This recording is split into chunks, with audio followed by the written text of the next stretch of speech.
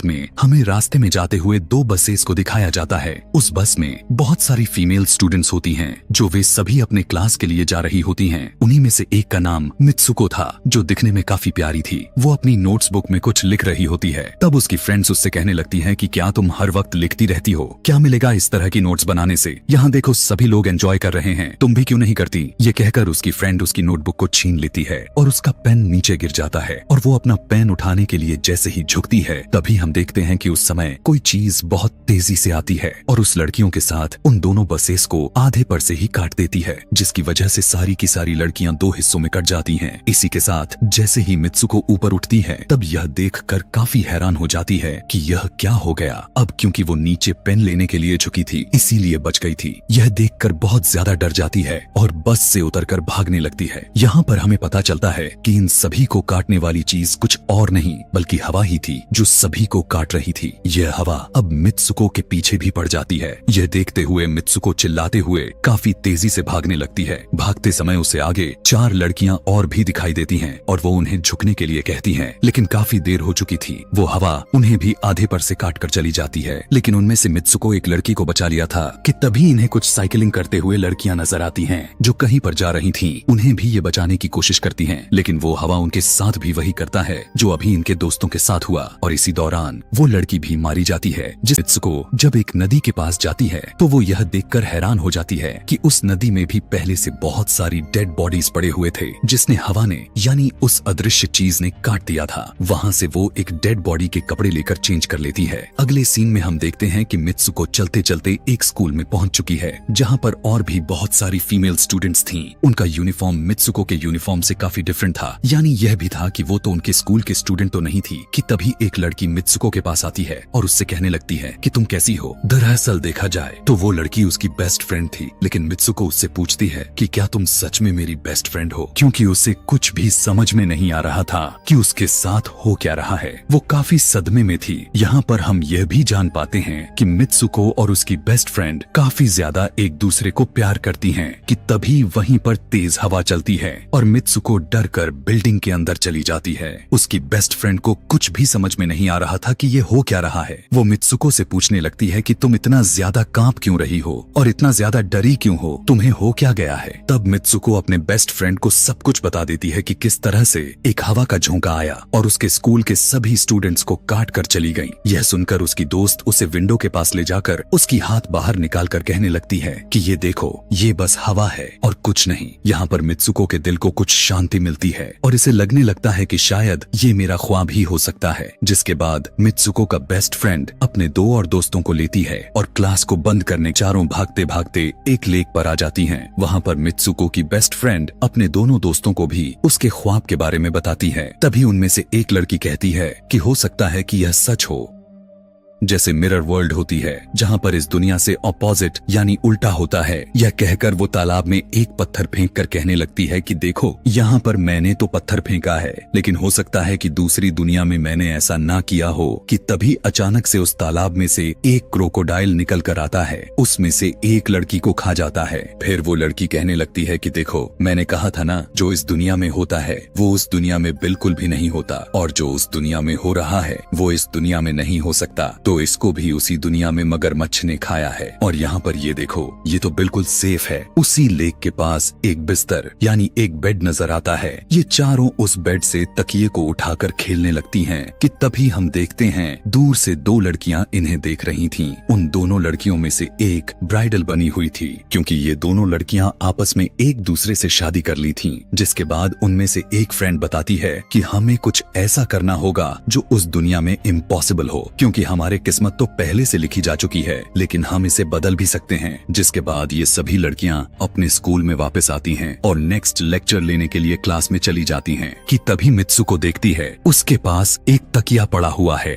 अब जैसे ही वो इस तकिए को उठाने के लिए नीचे झुकती है कि तभी उसकी टीचर पूरे क्लास में गन से फायर करने लगती है और जैसे ही मित्सुको उस तकिए को उठाकर ऊपर देखती है तो उसके क्लास के सभी लड़कियां मारी जा चुकी होती हैं और यहाँ पर एक बार फिर वो बच जाती है जैसे पिछली बार अपने ड्रीम्स में बच गई थी। मित्सुको की टीचर उसके पास आकर कहती है कि तुम्हारी हिम्मत कैसे हो गई, इस क्लास को बंद करने की, तुम्हारा भी मरना तय है। कि तभी उसी वक्त दो लड़कियां और आ जाती हैं और मित्सुको को बचाकर वहां से भागने की कोशिश करती हैं, लेकिन एक दूसरी टीचर वहां पर आकर उन दोनों लड़कियों को मौत के घाट उतार देती है। अब जितने भी स्टूडेंट्स की जान बच गई थी, मित्सुको उनके साथ बाहर भागने लगती हैं, लेकिन स्कूल की सभी टीचर्स उन सभी लड़कियों पर फायरिंग करने लग जाती हैं। अब यहाँ पर फायरिंग के दौरान सभी लड़कियां जैसे ही वहां से बाहर आती हैं तो यहाँ पर हवा उन्हें काट देती है। यहाँ पर अब मित्सुको यहाँ पर एक बार फिर से अकेली रह जाती है और वो वहां से भागकर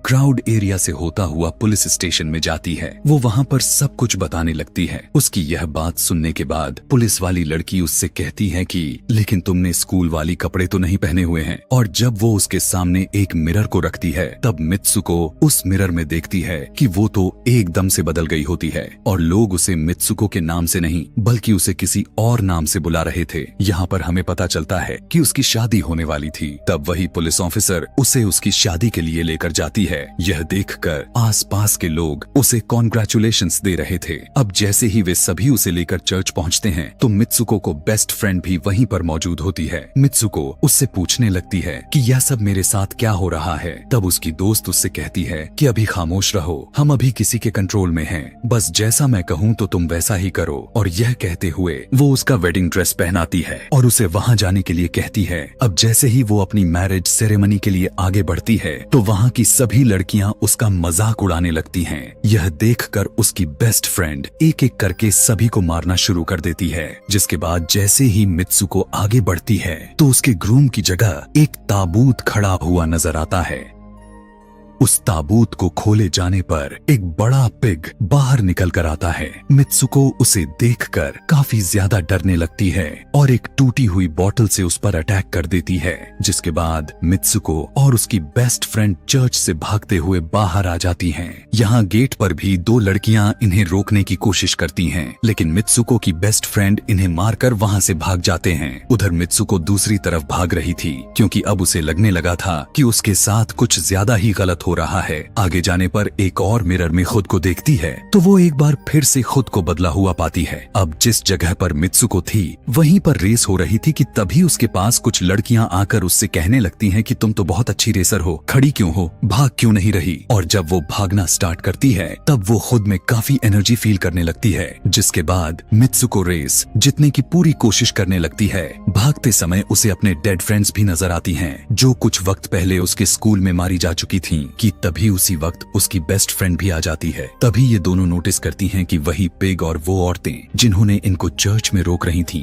वो सभी इन्हीं के तरफ आ रही थीं। भागते समय कुछ लड़कियां मित्सुको से कहने लगती हैं कि इस दुनिया से बाहर चली जाओ। इसके बाद हम आगे देखते हैं कि मित्सुको भागते भागते एक सुनसान अंधेरी जगह पर आ जाती है। वहीं पर कुछ स्टूडेंट्स नजर आती हैं जिन्होंने यूनिफॉर्म पहना हुआ था। वो सभी लड़कियां मित्सुको से कहने लगती हैं कि हम सभी मरे हुए हैं और तुम्हें भी मार देंगे। लेकिन तभी मित्सुको की बेस्ट फ्रेंड वहां पर आकर उस लड़की को मारकर वहां से मित्सुको को भगा ले जाती है। मित्सुको की बेस्ट फ्रेंड उसे अपना नाम जोर जोर से पुकारने के लिए कहती है, जिस पर मित्सुको अपना नाम जोर जोर से लेने लगती है। इसी के साथ मित्सुको अपना असली रूप में वापस आ जाती है। उसकी बेस्ट फ्रेंड उसे अपना हाथ दिखाते हुए कहती है कि प्लीज मेरे हाथ में जो वायर लगी हुई है उसे बाहर खींच दो ताकि मैं इस दुनिया से बाहर जा सकूं। लेकिन मित्सुको को डर भी था कि कहीं यह वायर खींचने से उसकी जान न चली जाए। और क्योंकि मित्सुको अपने बेस्ट फ्रेंड को काफी ज्यादा प्यार करती थी इसलिए वो ऐसा नहीं करना चाहती थी, लेकिन ज्यादा उसे फोर्स करने पर वो उसकी वायर्स खींच देती है।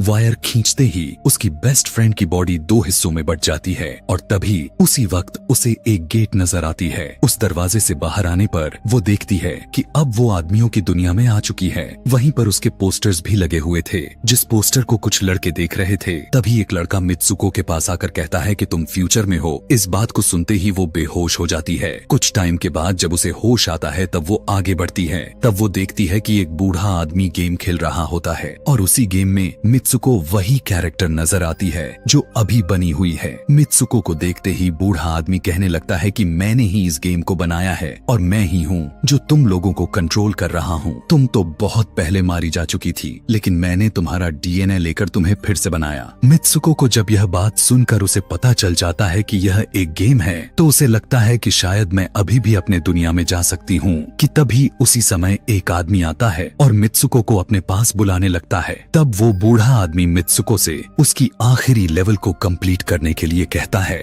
वो आगे बढ़ने लगती है कि तभी मित्सुको को अपने दोस्त की कही हुई बात याद आ जाती है कि अगर हम इस दुनिया में कुछ ऐसा करेंगे जो दूसरी दुनिया में इम्पॉसिबल हो तो तुम इस गेम से बाहर आ जाओगी। और इसी के साथ वो इस आदमी का गला दबा देती है और कहने लगती है बस करो हमारे साथ खेलना। यह कहकर मित्सुको उस बूढ़े आदमी की छड़ी को उठाकर अपने पेट में घुसा देती है, जिस वजह से उसकी मौत हो जाती है। और यहाँ पर हम देखते हैं कि बूढ़ा आदमी यह सोच भी नहीं सकता था कि मित्सुको ऐसा कुछ कर सकती थी और इसी के साथ उसकी डेस्टिनी पूरी तरह से चेंज हो जाती है। वो इस दुनिया में यानी गेम में तो मर चुकी थी, लेकिन असली दुनिया में वो अभी भी जिंदा थी। आगे हमें ये भी दिखाया जाता है कि मित्सुको के बाकी के कैरेक्टर्स भी किसी न किसी वजह से अपने आप को मार लेते हैं और अब वे सभी गेम का पार्ट नहीं थे। अगले सीन में हमें मित्सुको को बर्फीले जगह पर लेटा हुआ दिखाया जाता है और अब वो अपने रियल वर्ल्ड में आ चुकी थी। और इसी के साथ यह दिमाग घुमा देने वाली कहानी यहीं पर खत्म हो जाती है।